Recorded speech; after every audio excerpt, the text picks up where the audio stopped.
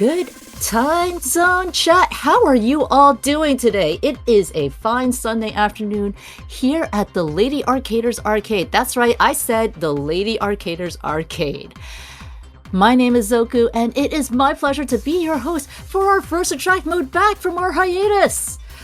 If you're new here, if you're just joining us for whatever reason, hi, welcome on in. This is Lady Arcaders. We are an all-women's gaming collective, and we welcome all women and femmes in gaming, whether you're a speedrunner, a developer, or a casual fan. We have weekly showcases on our Twitch channel, like the one that you're watching here, larger charity events throughout the year, and we have a cozy private community with tons of fun events, like our Lag Jam coming up later this year. But, I mean, we're here for video games. You and I, right? Just, you can be honest with me. And so, today we have a special treat for you because Alara is here with a Star Trek Voyager, the arcade game. And let me tell you, friends, she is boldly going where no woman has gone before. Hello, everyone. So this is something a little different. As you can see in the camera, I'm not in my usual chair or a VTuber. In fact, I'm at an arcade right now. I am at Victory Point here in Pittsburgh. Funnily enough, about 2-ish miles from the hotel where GDQ is. Hopefully, fingers crossed, if we get this in, this actual arcade cabinet will be going to the main stage. We have it all rigged up to have capture. You do not want to know how many cables and converters and everything are back there. But yeah, I'm Alara. I had a bad idea, and then I kept asking people, and no one told me no.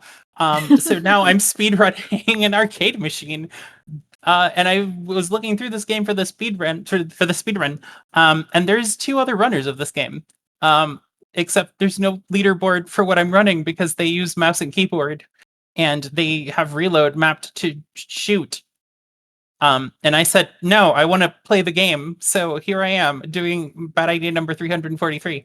And like I said, I have support while doing this, including the wonderful, fantastic dookieagain, who is like right off camera, who is the lovely proprietor of this arcade and is going to be helping me out with commentary. Say hi, Howdy. Dookie. Hi, Dookie.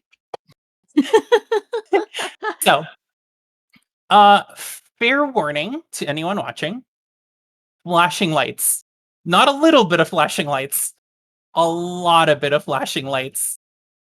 Ignore Looney Tunes in the background if you can hear it. That's just spinning up the attract mode. Hey, look, attract mode. We do have the flashing lights warning on screen. And if I can just ask real quick, I did see in that high score scrolling list, we have in 3rd place, ALA. Would that happen to be one Alara? Well, yes, it is. Like it's 3 letters, not 5, but close enough. We're getting a full treat then. We're getting someone who's already on the leaderboard, legit video game leaderboard.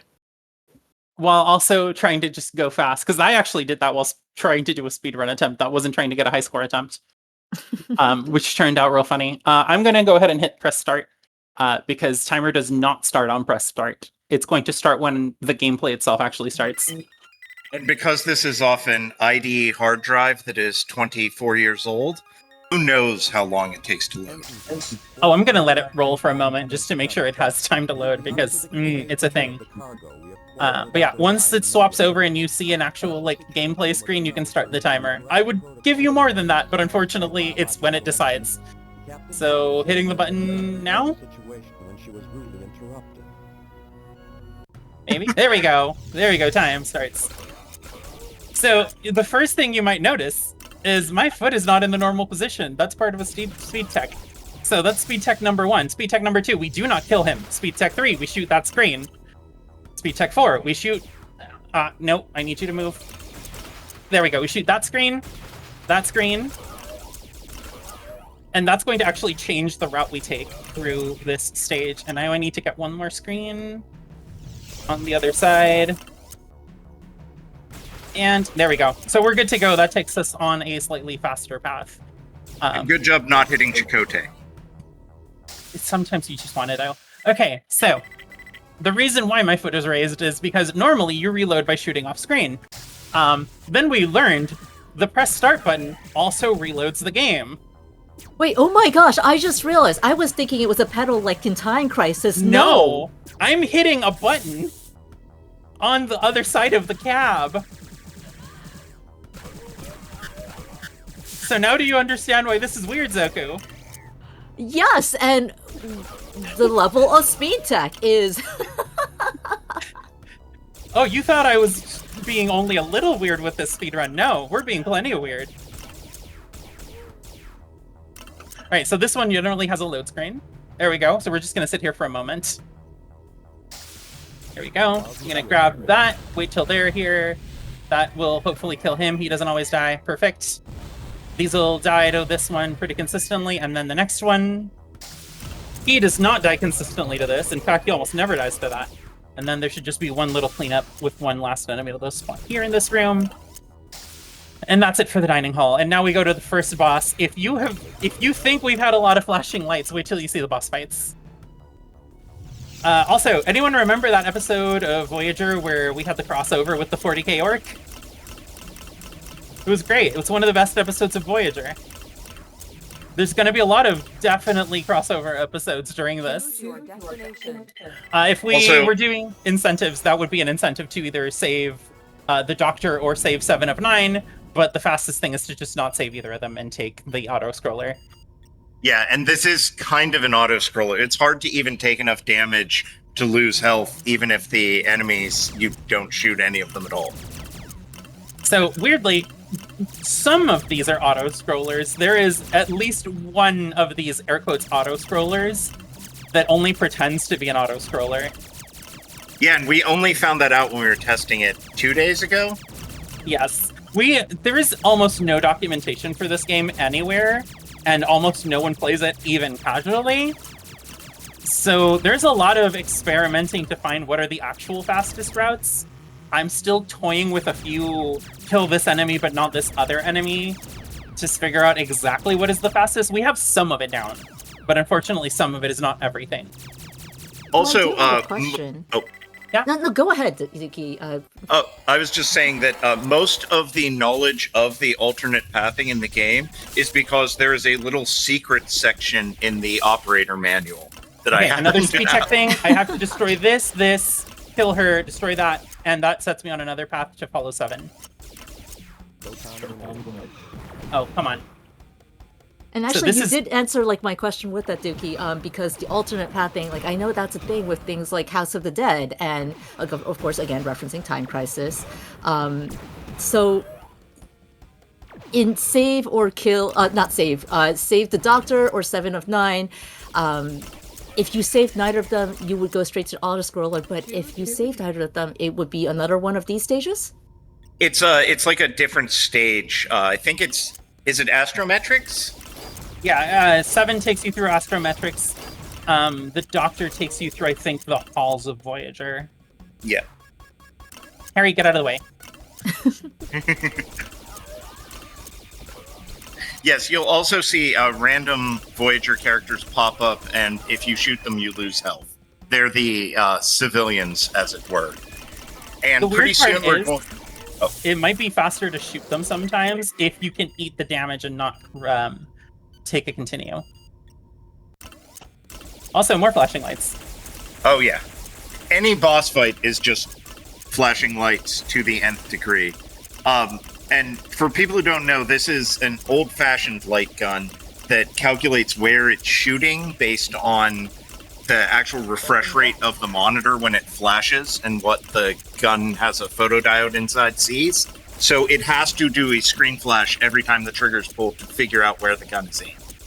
It would also do it if I reload, if I wasn't hitting a button for it. Yep. The button just kind of bypasses the screen flashing. So you get 20% less screen flashing because I'm reloading this way. Not that there isn't still a ton of reloading and flashing. I think the second crossover is coming up. Yep, here it is. It's a Slimer from Ghostbusters. Which I'm completely bypassing by just shooting the portals and destroying it before they can show up. Because guess what? It's faster to just not let the enemies spawn. I'm 90% sure killing the Borgs here takes you on an alternate path, but I haven't been able to figure out what it is. But like that feels like an alternate path enemy setup. I don't know. I don't think that one's mentioned in the manual, but I don't know that all of them in the manual are. I'm pretty sure they're not all in the manual. Yeah. Like, the manual does not have nearly enough information on it to be considered authoritative. Is that the word? I don't know. I don't English well. Authoritative? I don't. Yeah, something. And there's also one enemy coming up. He shows up before and after the load. Here's before. I know that if you kill him here, it doesn't do anything. I'm yet to manage to successfully kill him after the load screen, but I would love if he turns into, like, an alternate path. I'm gonna try to go for it, but no promises. He just has so much health. And he just goes by him. No, I didn't. No. At least I don't think I did.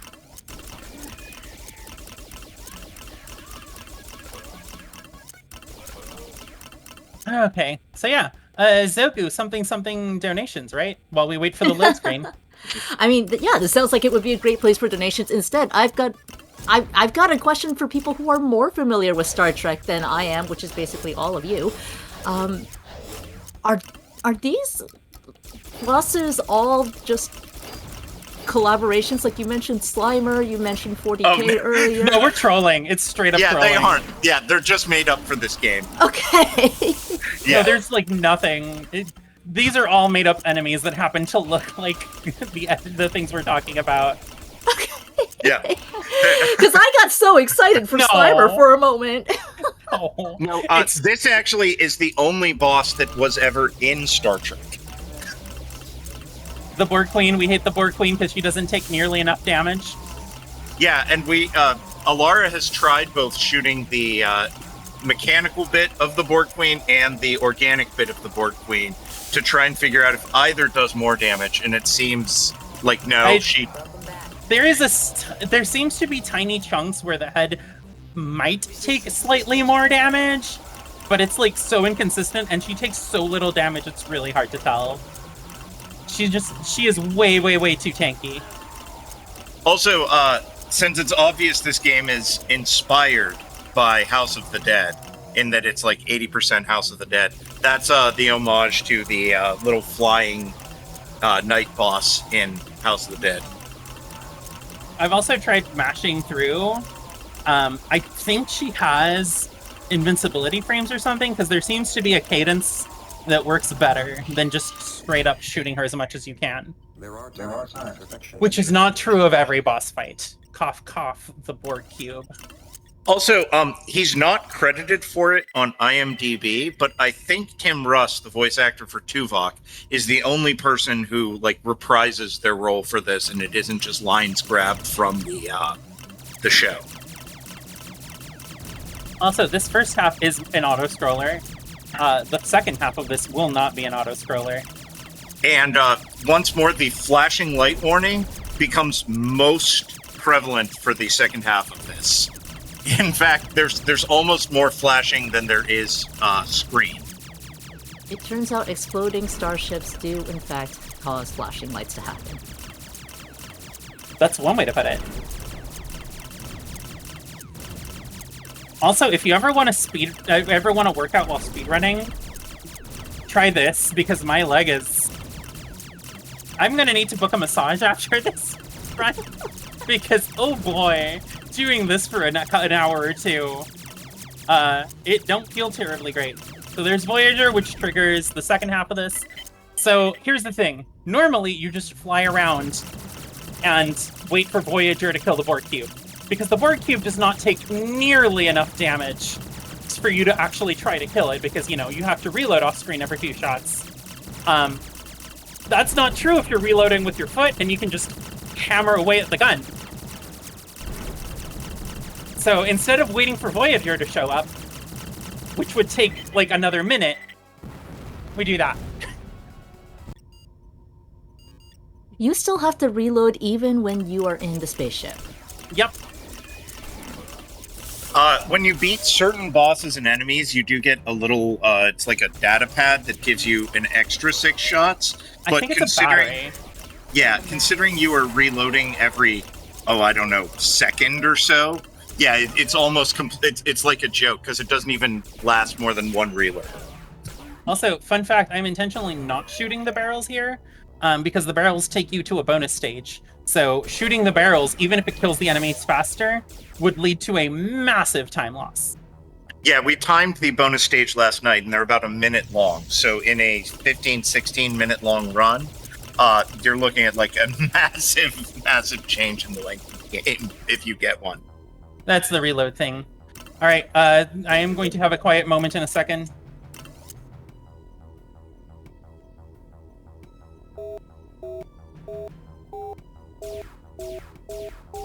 If I don't get that code, that's a solid minute loss, because it sends me down the other path. Yeah, you end up having to fight 4 or 5 waves of the Hirogen and the species. I can't remember their numbers. 8472. Thank you. Welcome back. Which are some of the characters who actually are in Star Trek, unlike the Slimers and the the Warhammer orcs. And of course, the most famous character from all of Star Trek is coming up eventually, the Cyorian. Yes, the Cyorian Hulk from that one episode where they had the one thing. You know, that one episode. Don't you just love that one episode? What's really funny, though, is when you consider how many weird Voyager episodes there are, it's almost believable that he is in one. Right? So the best part is, I just had a boss select screen where I choose either the easy boss or the hard boss. I chose the easy boss because less health. It doesn't matter, you still fight the Cyorian Hulk either way, even if you don't pick the Cyorian Hulk. I have no idea who that other boss is. He's the same boss, but he takes longer. It's the same boss, but it takes longer, but the boss picture for the easier route is a different enemy. It's not the Cyorian Hulk. I don't know for sure, but I get the feeling based on several things in both the game and the manual that this was a bit of an abbreviated development due to the fact that it is a licensed game. So there may have been an easier boss at some point that simply landed on the cutting room floor.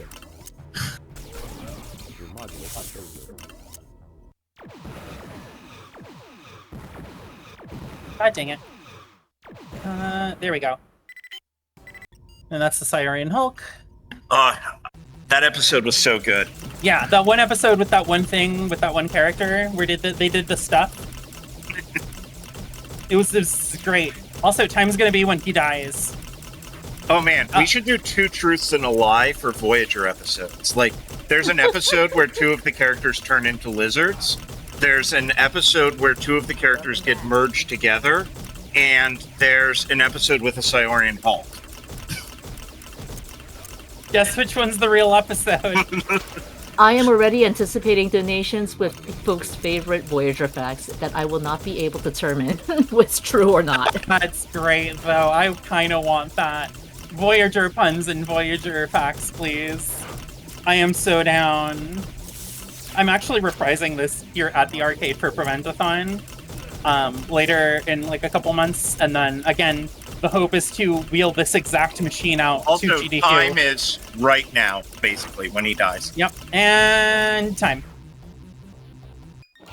My foot. That is a workout, y'all. If you want to work out, this is the game to do it on. So yeah, that's Voyager, the arcade game. This is only somewhat the weirdest thing a lot of speedrunners that I have spoken to have seen me do. But then again, I also speedrun a pinball horror game, so the bar is already kind of high. For those of you that don't know me, I'm at every marathon everywhere it feels, but my name is Alara. I'm part of the Lady Arcaders, part of the tech team here. I'm also staff for Preventathon. Shoutouts to Preventathon. Also, my marathon's in a week. Because I run Steel City Speedsters, a bunch of speedrunners here in Pittsburgh. We're going to be live at PGX raising money for Assemble Pittsburgh. So if y'all want to come over, say hi on the Twitch channel, or if you're local and you're going to be at PGX, we have a booth there where we're going to be doing the marathon. So come say hi, hang out with us. But yeah, that's all from me. My Twitch is probably being linked somewhere in chat. It's Alara Cutie. Come hang out there as well. I barely ever stream. I'm more often on the Steel City Speedsters Twitch nowadays, dealing with my... Ooh, I got a high score. Sorry, I want to see how... No, this is important. Well, it wasn't that good. 11. That's not bad.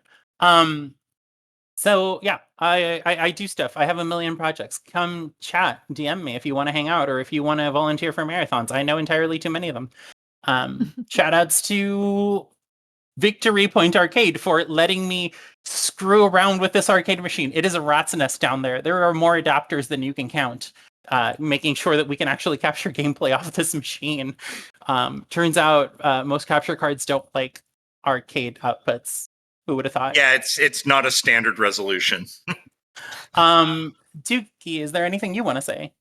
Well, Victory Point's my arcade. I will also, I won't be at PGX, but 2 of my pinball machines will be, so play them. One of them's for sale. And yeah, have a great day. Thanks for tuning in.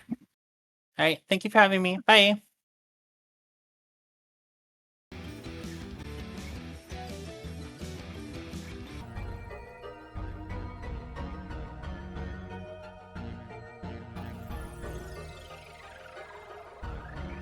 And once again, thank you all so much for joining us for another Attract Mode full of games and fun. Those were 2 games I did not expect to see here on Attract Mode. We had, once again, if you missed our showcases today, make sure you catch the VODs out over on our YouTube channel. Today we kicked off with Alara at the arcade doing Star Trek Voyager, and then we did Banjo-Kazooie Stay at Home edition with Ad 129. But we are always on the lookout for more amazing games that we've never heard of. We want to see the love. We want to see your favorites. So please send them in again. That's ldy.gg/start or ldy.gg/am to bring you to our Attract Mode page, to our submissions page. Speaking of Attract Mode, next week we've got another fun run for you. Chaffee will be showing off the full item randomizer speed run of Pokemon Emerald. So you're not going to want to miss it. Tune in on Thursday, October 2nd at 9 p.m. Eastern. But games never end. And so we'll be sending you off to one of our fellow Lady Arcaders here, Tainted Tully is on Twitch right now, streaming a Phasmophobia Apocalypse Gold Challenge attempt. So join in with us as we send the love over to her. We've got a raid message posted in that chat, so copy that. We are sending that incoming raid, and we will see you next time.